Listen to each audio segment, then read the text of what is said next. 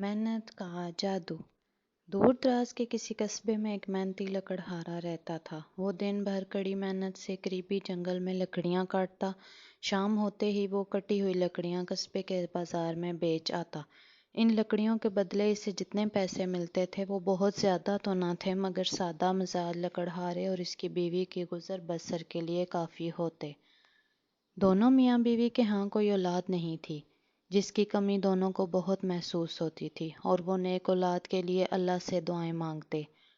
بچوں کی غیر موجودگی انہیں افسردہ بھی کر دیا کرتی تھی، مگر اللہ کی رضا جان کے مطمئن ہو جایا کرتے تھے۔ لکڑہارے نے گھر کا سونا پن دور کرنے اور اپنی بیوی کا دل بہلانے کے لیے ایک طوطا پال رکھا تھا۔ طوطے کی ٹیں ٹیں اور بول چال چھوٹے سے گھر میں رونق لگائے رکھتی تھی۔ لکڑہارے کی بیوی اس طوطے سے بے حد پیار کرتی تھی۔ اس طوطے کی ایک خاص بات یہ تھی کہ اس کے پروں میں سے دو چمکتے ہوئے سنہرے رنگ کے پر تھے۔ ان پروں کی چمک اتنی تھی کہ وہ سونے کے معلوم ہوتے تھے۔ اس خوبی نے طوطے کی خوبصورتی میں چار چاند لگا دیے تھے۔ سارے قصبے میں لکڑہارے کے اس طوطے کی دھوم تھی۔ بہت سے لوگوں نے لکڑہارے اور اس کی بیوی سے اس طوطے کو منہ مانگے داموں میں خریدنے کی خواہش کی، مگر دونوں میاں بیوی اس طوطے کو اپنی اولاد کی طرح پیار کرتے تھے، اس لیے انہوں نے طوطے کو فروخت کرنے سے انکار کر دیا۔ اس قصبے میں ریمو نام کا ایک لڑکا بھی رہتا تھا، جو قصبے کے واحد حلوائی کا اکلوتا بیٹا تھا۔ حلوائی کی شدید خواہش تھی کہ وہ ریمو کاروبار میں اس کا ہاتھ بٹائے، مگر ریمو کا کام دن بھر شیخیاں بگاڑنا اور جادوئی کہانیاں پڑھنا تھا۔ جادوئی کہانیاں پڑھ پڑھ کر وہ اپنے آپ کو کسی طلسمی کہانی کا کردار سمجھنے لگا تھا، اور کسی جادوئی ذریعے سے پیسے کمانے اور اس کی زندگی کا واحد مقصد بن گیا تھا۔ اس نے جانے کہاں سے سن لیا لکڑہارے کا طوطا کوئی عام طوطا نہیں بلکہ ایک جادوئی طوطا ہے۔ اس کے دونوں سنہرے پروں کی روشنیوں میں ڈبو کر مخصوص طریقے سے جو بھی لکھا جائے گا وہ سچ ہو جائے گا، جو تصویر بنائی جائے گی وہ حقیقت کا روپ دھار لے گی۔ یہ سب کچھ جانتے ہی وہ لکڑہارا اور اس کی بیوی کے پیچھے پڑ گیا، وہ کسی نہ کسی طرح طوطا اس کے ہاتھ فروخت کر دیں۔ مگر دونوں نے ہمیشہ کی طرح اس بات بھی صاف انکار کر دیا، اور اس کی حد درجہ انکار نے ریمو کا شک یقین میں بدل دیا کہ ہو نہ ہو طوطا جادوئی طوطا ہے۔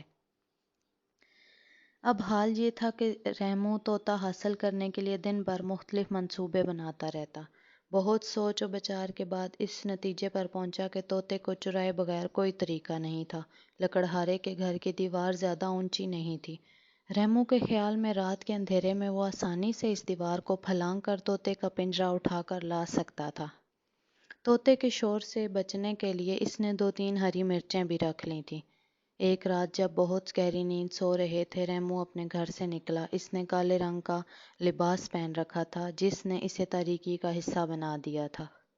سارا قصبہ سنسان پڑا تھا، دور دور تک کوئی نظر نہیں آ رہا تھا۔ وہ لکڑہارے کے گھر پہنچا، آگے پیچھے نظر دوڑا کر دیوار سے پھلانگ گیا، مگر جب دوسری طرف اترنا چاہا تو ایک دم اس کا پاؤں پھسلا اور زوردار آواز کے ساتھ لکڑہارے کے صحن میں جا گرا۔ لکڑہارا صحن میں بچھی ہوئی چارپائی پر سو رہا تھا۔ وہ ریمو کے گرنے کی زوردار آواز سے آنکھیں ملتا ہوا جاگ اٹھا۔ حواس بحال ہونے پر کیا دیکھتا ہے کہ گھر کے صحن میں ایک اجنبی شخص سر سے لے کر پاؤں تک کالے کپڑوں اور چہرے پر نقاب ڈالے پڑا ہوا ہے۔ لکڑہارے نے چور چور کا شور مچا دیا، اور دیکھتے ہی دیکھتے آس پاس کے گھروں سے لوگ ڈنڈے لے کر لکڑہارے کے گھر میں داخل ہو گئے۔ چور کو دیکھ کر غصہ تو سب کو بہت آیا، مگر یہ اس کی حالت دربری صدائیں سن کر اس چور کو اٹھایا، چارپائی پر لٹا کر اس کا نقاب الٹ دیا۔ نقاب کا الٹنا تھا کہ ریمو کا چہرہ سب کے سامنے آ گیا۔ لوگوں پر حیرت کا پہاڑ ٹوٹ پڑا۔